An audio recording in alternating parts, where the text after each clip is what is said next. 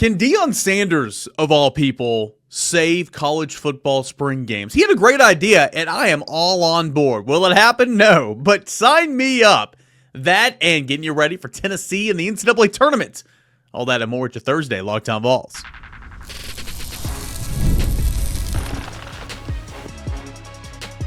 You are Locked On Vols, your daily podcast on the Tennessee Volunteers. Part of the Locked On Podcast Network, your team every day. What is up, everybody? Welcome into it, Thursday morning Locked On Vols. I am your host, Eric Kane. Can't thank you enough for being here. Can't thank our friends over at Game Time for being a part of the show.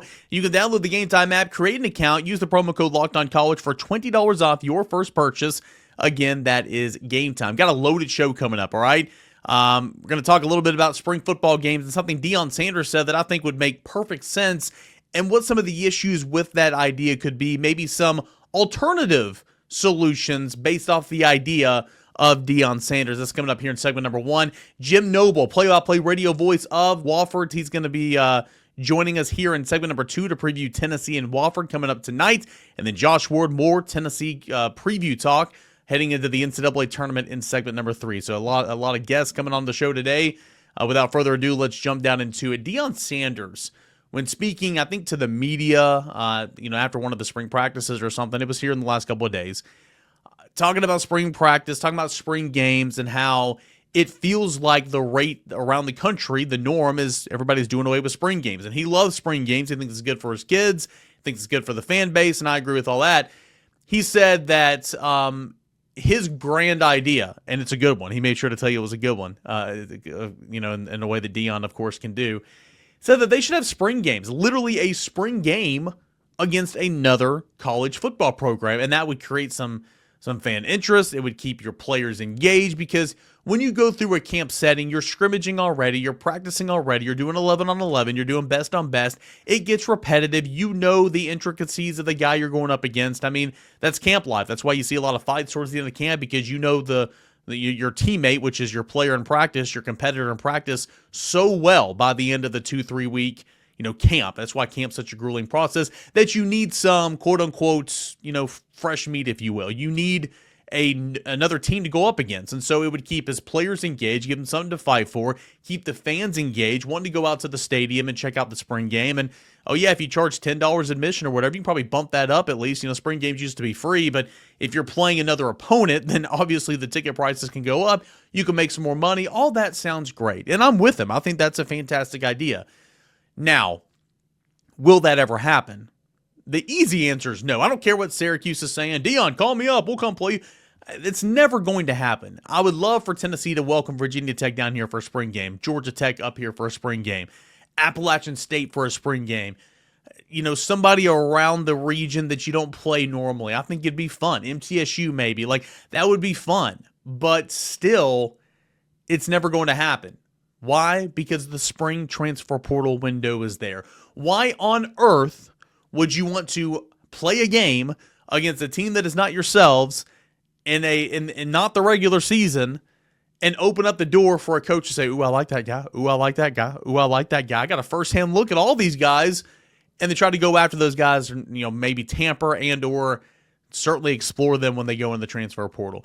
It just doesn't make sense. So for that reason alone, it's never going to happen. But how cool would it be if, again, Tennessee played VT or Virginia or, I don't know, anybody else kind of in the region? That maybe go down to Kennesaw State and play Jerry Mack's new squad. That would make a whole lot of sense. Maybe some other Power 4 programs, maybe not so much, but all that would be fun. And I think it would be a way to engage your fan base and your players to finish out spring practice strong. Now, would Nico Iamaleava be playing in that spring game? No, he would not. Would Jake Merklinger and George McIntyre get a ton of reps? Heck yeah, that'd be fun. Would Caleb Beasley get a ton of reps at safety? Oh yeah. Would Jordan Ross get much needed reps at Leo? For sure. Would these true freshmen, early enrollees, get more than they bargained? Not more than they bargained for, but enough reps to satisfy them in a game like this? 100%. I just think that it would be fun, because I think spring games, to Deion's point, I think spring games are needed. I think it's part of the pageantry in college football. I think fans, where you're asking so much of your fans, and that's my whole thing with this, and it's going to lead me to another discussion here in a second. You're asking so much of your fan base with NIL contributions, season ticket prices going up. Not only if you buy season tickets, you got to make a contribution to the Vol Club, not the Vol Club, but the Tennessee Fund. Now you have talent fees on top of that. I mean, enough. When is enough, right? I mean, you're asking so much of your fan base. You need to give them something back in return, okay? And that's why I've never been for canceling the spring game. Now, Josh Heupel on record to begin spring practice talking about how he loves the spring game, they need the spring game, they don't want to get rid of the spring game. I personally don't know how much I believe him because I think coaches want to do away with it for sure. Now, Danny White has been on record. I heard him when I was in the car going to a spring football practice when he was doing a weekly hit or, they do a bi-monthly hit with John and Vince on 99.1 The Sports Animal. And he said, we need the spring game, love the spring game. So he's been on record saying he loves it. And from an admin perspective, I agree with it because it's an easy way to make, $10 a head and go on that you can funnel into, a talent fee or something like that. So, or revenue share, I mean. So I don't know how much longer spring games are going to be, but the norm is you're seeing teams all across the Michigan State, the latest team, just yesterday said that they were going to cancel their spring game. It's a copycat league. When one team does it, you're going to follow eventually. Look at the GM movement. Everybody's got to get a GM right now. I know Tennessee technically doesn't have that guy appointed right now, but there are GM responsibilities that are already being taken care of. But my point is, it is a copycat league. Whoever's doing it, if your rivals are doing it, why aren't you doing it? If your rivals are doing it and they're winning championships and they're finding success, why aren't you doing it? My point is, maybe there'll be a spring game next year. Maybe there'll be a spring game in 2 years. But eventually, at this rate we're going, spring games are going to be the thing of the past. So in order to give something back to your fans that you ask so much for, keep your players engaged, and to get them some good, valuable reps heading on to the next phase of the offseason, I love the idea of actually playing a spring game, an exhibition against another team, albeit maybe a group of 5 or a mid-major or something like that. Now, will that ever happen? Heck no. I'm not oblivious to no. I'm not living in la-la land. That's never going to happen. Now, could you do NFL training style practices, joint practices? For the same reasons as I don't think the spring game will happen, I'm going to say no. Because why on earth would you have an opposing coaching staff on your campus or whatever evaluating your players for 2 or 3 days? It's the same thing as a spring game, right? But if you get rid of the transfer portal window like we've discussed and like there's some serious conversation about it and have just one window in the month of January and that's all she wrote, these things can be a much more chance of reality. I love joint practices. I think joint practices are one of the best things the NFL does in training camp. You go there, practice 2 days against the Cowboys and the Patriots, and then they play on that Friday night or Saturday nights in a exhibition game. I think it's fantastic because, again, you're going up against different people. You're seeing different looks. You're getting new concepts. You're defending a different offense, in the passing tree, inside run, all that and more. I think it's so very beneficial. So I would love to see a couple of joint practices in spring practice. Tennessee joint practice with Clemson. Tennessee joint practice with Louisville, Tennessee joint practice with, so on and so forth. I think that would be super beneficial, but none of this is going to ever happen. It's ever going to happen unless they get rid of the spring portal window. Make it one window in the month of January, and that's all she wrote, okay? And then that opens up some exciting possibilities for colleges, football programs to enhance what is the spring game. Now, again, that's a conversation for another day. I think what they should do is do OTAs, get rid of spring altogether, do OTAs in the month of May and June, and get ready for training camp at the end of July. I think that's what they should do. All this is reverting more towards the NFL model, which I think makes sense. Now, these players are not employees, okay? There's not a CBA intact. There's no contracts. Maybe one day there will be, and you can see the shift all the way to the NFL model. But bottom line, I thought Deion had a great idea. I'm all for it. Will it ever work? Heck no. It is never going to happen. It is never going to happen. Should it happen? Heck yeah. Because your fans deserve it. Because you continue to ask and ask and ask and plead and plead and plead and say, I need this, season ticket holders. I need this. You got to make a talent fee on top of this. Oh, you want your team to compete with the best?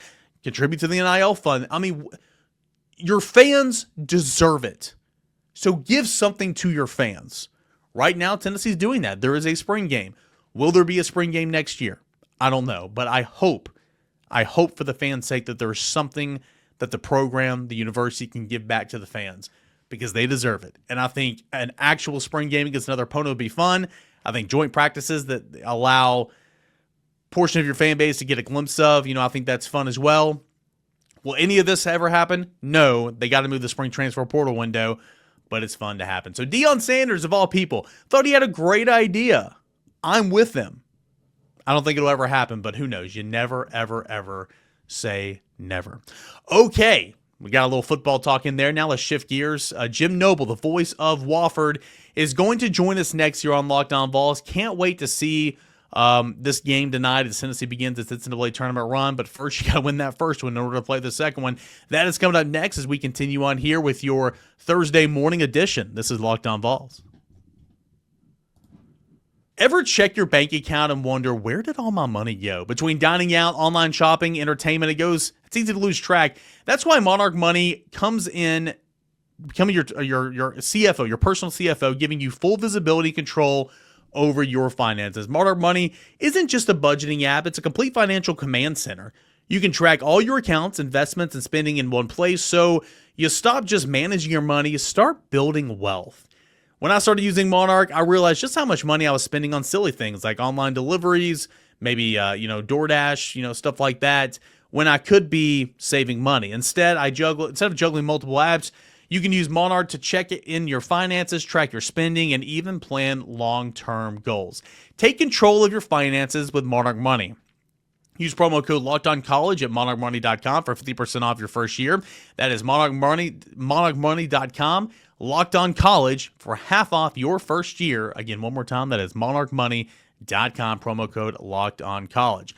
Also, want to give a shout out to our friends over at Game Time. It's that fun time of the year, right? The special month in the college basketball calendar.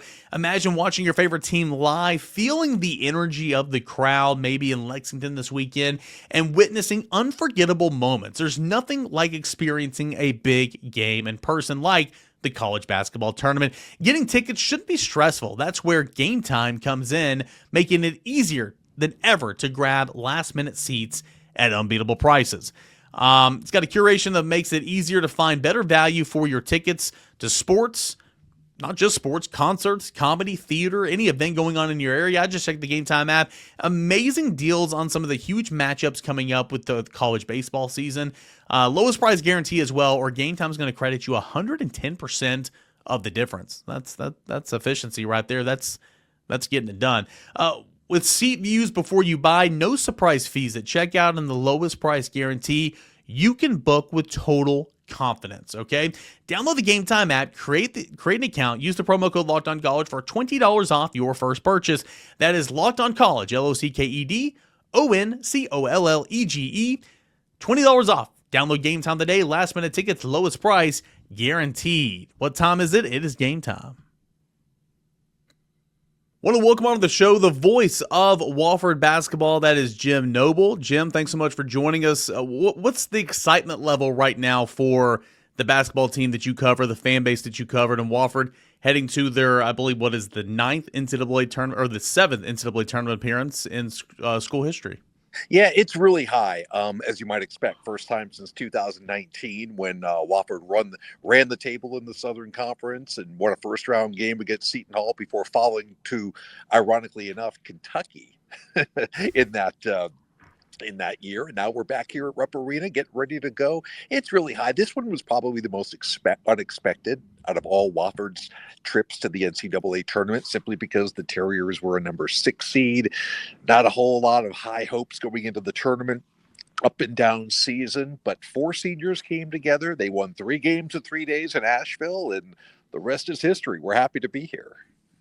Yeah, kind of talk me through that run through the SoCon tournament. Again, you mentioned Terriers were a 6 seed. You took down upset number 3 seed ETSU.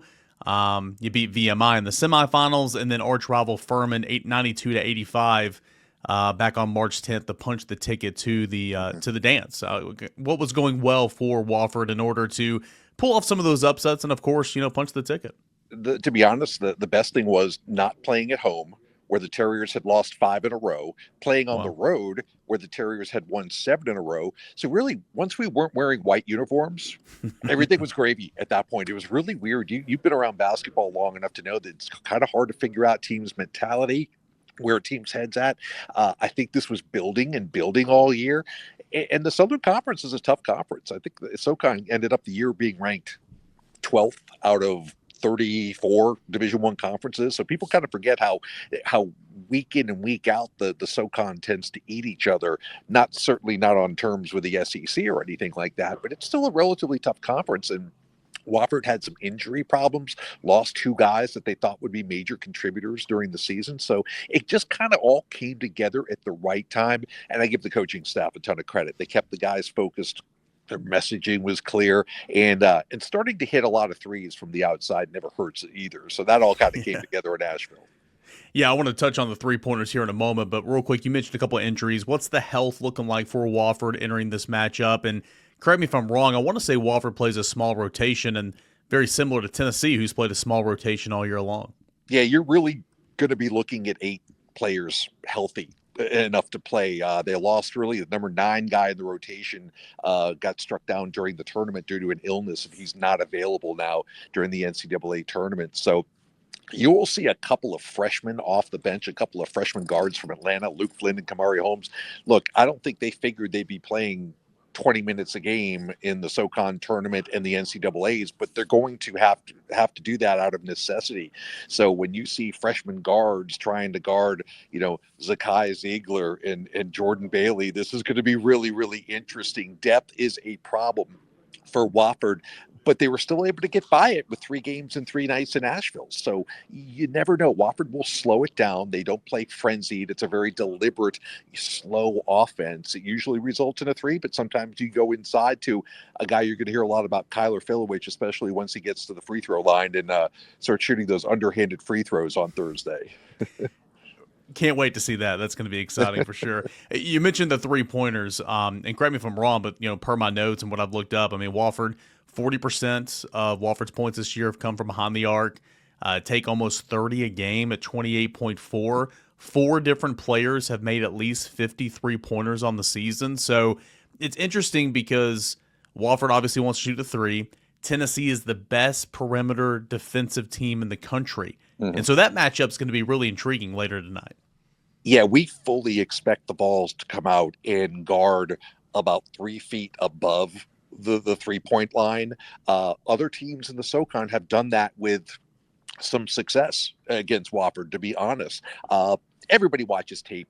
There's so many games on Synergy now to break it down that the Terrier coaches think they have a plan for when that happens. But thinking you have a plan and executing that plan against longer, more athletic defenders than Wofford is used to, certainly going to be a sticking problem. If Wofford can go inside out, that makes it a whole lot easier. If they can establish a few things on the inside, Filowich is a pretty good passing center. Actually was 4th in the conference in assists, believe it or not, as a big man. So you can do some things, but only if you establish something inside. If you're just going to come out there and chuck threes from 5 feet behind the arc, it's going to be a long night for Wofford. Yeah, you mentioned Filowich. He's at the center, an all-SoCon player, leading the team with 105 assists, 6'9", averaging nearly a double-double at 11.9 points per game, 9.4 rebounds per game. Tell me about senior guard Corey Tripp, who it looks like is probably the best player, averaging a little over 14 points a game, and then some other guys who can shoot the 3 coming off the bench or might be in that rotation. Yeah, starting with Tripp, he's the one guy that stayed through all the turmoil, all the transfers. He's the only, senior who started his career at Wofford. So it's nice to see him get rewarded. He didn't come in with much fanfare as a freshman and really has just developed every year, kind of the way college basketball used to be when you got to keep guys for 4 years.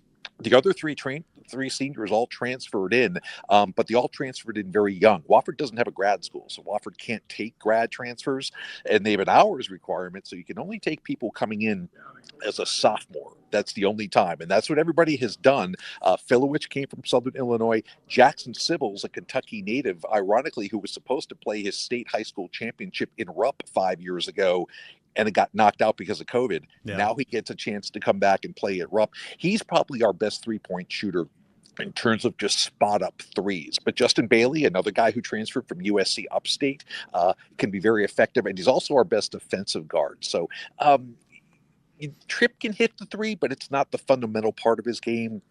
Same thing with Civils. Dylan Bailey may be the guy who's more of our purest 3-point specialist. And he's been hot lately. So that's Dylan Bailey. Let's go back to Justin Bailey, member of the all-defensive SoCon team. And what I think is really interesting, I love that tidbit you just mentioned about the players' senior championship game going to be wiped out due to COVID, but going back to Rupp and kind of going full circle here, but also kind of another full circle moment is Justin Bailey, teammates with Tennessee's Jordan Gainey a couple of years ago at USC Upstate. I mean, that's quite the story as well, heading into this matchup, those two former teammates going at it. They're very similar. They're very athletic. Justin Bailey, probably the best pure athlete on Wofford's team. About Gainey and all the things that he can do. It's funny. I'm trying to figure out how Upstate lost a game with those two on the floor, because what a backcourt they were. But I think they're friends, but the rivalry isn't lost on either of them. I will say this, they won't make it bigger than the game. And you can't at this level, but they know each other's games. My gut feeling is that they won't guard each other a whole lot, because Wofford usually puts Bailey on the best offensive player for the other team. So that maybe Zakai Zeigler will have to see, but they'll have a lot of conversation throughout the game. Remember, these two teams played last year. In Knoxville, and Wofford was within 4 points at halftime until a guy named Dalton Connect had himself a second half, and it ended up to be a 20-point game. I think Wofford learned some things like that from that, in terms of the pace of play, the intensity play required to play an SEC team. We used to schedule SEC teams all the time. It didn't this year for some reason, and but I think they've looked at some tape from last year, and they know what the Vols present. Yeah, that Dalton Connect guy, he went off in the second half against a number of teams a season ago. Last thing out the door, Jim, and I really appreciate your time, man. This is the 7th or the 6th time Wofford's made it to the NCAA Tournament. First time since 2019 where I had a win there in round one. Head coach Dwight Perry, one-time Kentucky basketball player, so he's got loads of experience playing in this tournament, I would presume. I mean, is that some experience that this team can draw from its head coach? Yeah, Dwight knows the atmosphere here. He knows, everything that goes into the logistics and the operations of being in the tournament. Now, don't get ahead of yourself. And Dwight, if you're watching, I apologize for this, but Dwight was a walk-on at UK, and I think he scored 5 points in 3 years. So in terms of his game playing experience, not so much. But Dwight's such a smart guy, and his messaging has been so clear to this team. He's a rising star in the coaching ranks, no doubt. He's got a great staff around him. He delegates well, and he's guided this team through some turmoil, like you said, when he took over as an interim coach a few years ago, then got the full-time job. He communicates so well with these players. They relate to him really, really well. And there's a feeling that Wofford's playing with house money right now, and there's very little pressure on this team, which sometimes can be dangerous for the other team. We'll see. Yeah, no doubt about it. I mean, you see these close games in the round of 64 and 32 all the time. Sometimes you see upsets. Hopefully for Tennessee's fans watching this podcast, that's not going to be one of them, but certainly looking forward to getting this NCAA tournament started here tonight. Tennessee and Wofford. Jim Noble, the voice of Wofford. Appreciate it. Thanks so much for joining us, man. No problem at all. I appreciate you guys having me. And if we don't win, good luck to the Vols the rest of the way. I appreciate it. Jim Noble, thanks so much. Daylight saving time snuck up on us again this year, and if you're feeling that lost hour of sleep, 5-Hour Energy has got your back. The extra sunshine means more time for fun, but something you need a little bit of boost to power through potentially. Whether you're staying up late to watch the NCAA Tournament, squeezing in a round of golf after work, or just trying to keep up with your busy day, 5-Hour Energy gives you the quick, refreshing pick-me-up whenever you need it. I've been staying up late watching all these tournament action that started just the other night, and 5-Hour Energy has helped me big time today, this afternoon.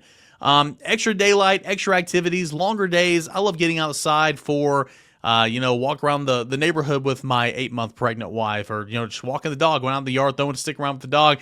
The Tropical Burst is my go-to for a quick boost just for that, okay? Whether I'm at the game at Lindsey Nelson Stadium, traveling maybe to Alabama this weekend for more baseball action, 5-Hour Energy is easy to grab and keeps me feeling refreshed. Head on over to 5hourenergy.com to find over 15 flavors to choose from, including watermelon, blue raspberry, and peach mango. You can even build your own 12-pack or 24-pack delivered right to your door. Need one now? Grab a 5-Hour Energy shot at your local grocery or convenience store. They're everywhere. Stock up today and stay energized with our friends over at 5-Hour Energy. The NCAA Tournament is here, and so is the Bracket Breakdown. Locked On Podcast Network and Amazon Fire TV channels are teaming up to deliver NCAA Tournament coverage like never before. Watch studio shows featuring former players and Locked On's local experts as they guide you through every upset, buzzer beater, and bracket matchup. Stream it all for free on Amazon Fire TV channel. Search Bracket Breakdown to see it all for free. It's your team every day.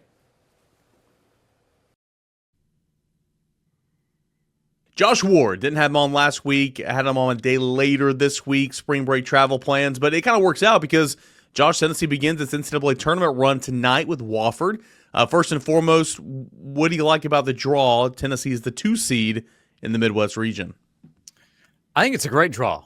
Close to home, so Tennessee fans can travel pretty easily. Tennessee's basketball team can travel easily to get to the game. And I think the matchups for the opening weekend are favorable, without a doubt. No doubt going in against Wofford, Tennessee is a big favorite and should win the game. Don't really need to explain why. But in the second round against UCLA or Utah State, I think Tennessee's in a good position. The way I view the NCAA tournament going in is win the first weekend, so the first 4-team tournament.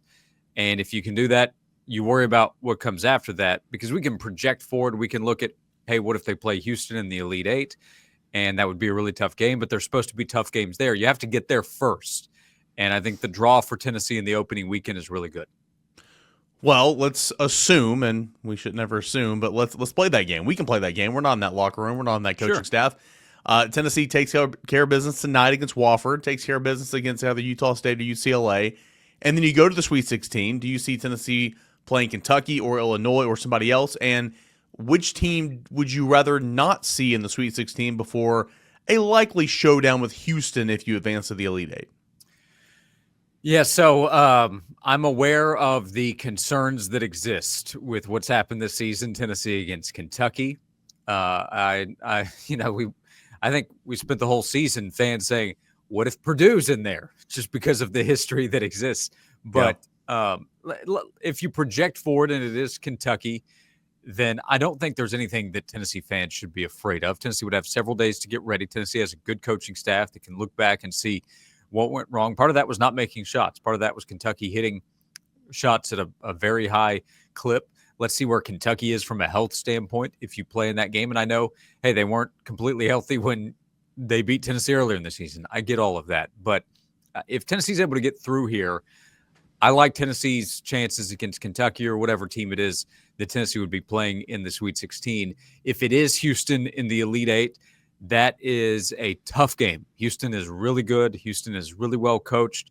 Both teams will defend each other really well, and it'll be a tough out. The internet has already joked, hey, that's a 36-35 rock fight of a game. And I don't know that it's that, but it would be a physical, hard-fought game if Tennessee plays in it. Tennessee would also have no fears. There's no Zach Edey there that is standing in the way, literally, compared to what Tennessee faced a year ago. So it's not supposed to be easy. If Tennessee plays Kentucky, would be difficult. Whatever team Tennessee plays in the Sweet 16, if the Vols get through this first weekend, would be difficult. And the same goes whether it's Houston or Gonzaga. What an unfair draw for Houston if that's what it ends up being, because the Zags have to win. But that's the tournament. That's the way it works. So if Tennessee can get back to the Elite Eight for second consecutive season, they will have had a few players that were in it. Most importantly, Zakai Zeigler at point guard, and then Jemai and Jordan Gainey. They've seen that stage, and they'll be ready for it if they're there in the Sweet 16 or the Elite Eight. Yeah, and I mean, if it is Tennessee-Houston in the Elite Eight and Tennessee wins 37-35, who cares at that point? You're just winning, right? But I'm sure we'd have something to complain about. Interested to see this weekend, of course, Thursday night, Tennessee wins what it does on Saturday. And then, if you handle business, get out of that first weekend, who Tennessee would match up with in the Sweet 16. How would you evaluate Tennessee's play entering the tournament? Took down Texas on Friday in Nashville, took down Auburn on Saturday, came up short against Florida, but made a run in the SEC tournament that in the end it really didn't matter. And who knows if Tennessee would have won on Sunday, if it would have actually mattered for number 1 seed, because you just don't know, because the committee just, who knows with them. But how would you evaluate Tennessee's play entering the tournament? I think really good. The win against Auburn was a big deal. The loss against Florida was no surprise. Florida's a really good team. It's a tough matchup. Florida's a tough matchup for anybody. They might win the national championship. So for Tennessee to play the way that it did in the second half, to get the win against Auburn on Saturday, to me was a big deal. Tennessee played as well as it should have to take care of a quality Texas team on Friday.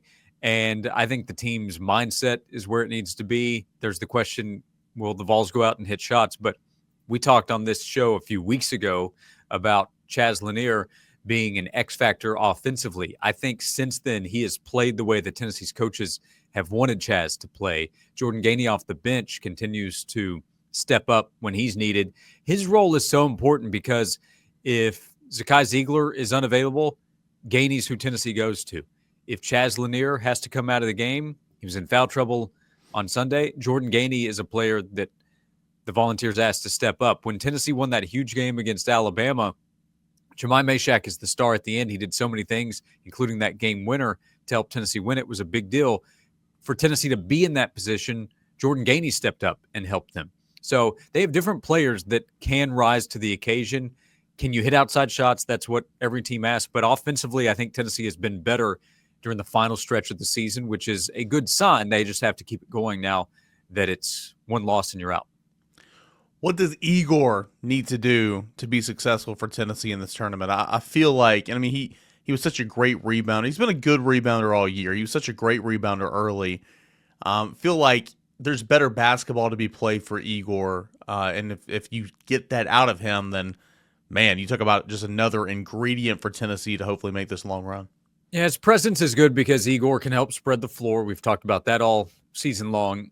I like Igor Milicic being aggressive, trying to get to the basket. Can he draw contact, get to the free throw line? I would say that about a few players. Chaz Lanier, Jemai Mashak. Can you draw contact around the basket, get to the free throw line? That should be an advantage for Tennessee. But to me, it's about Igor being aggressive. He's made mistakes at times. I wonder if that affects his mindset out on the floor. It shouldn't. He's a really good player. He's really important for what Tennessee wants to be offensively. But it's about staying engaged, staying aggressive. And if that happens, Igor can be a difference maker for Tennessee offensively. Big picture, looking at the bracket, which number 1 seed do you think has the easiest path to the Final Four?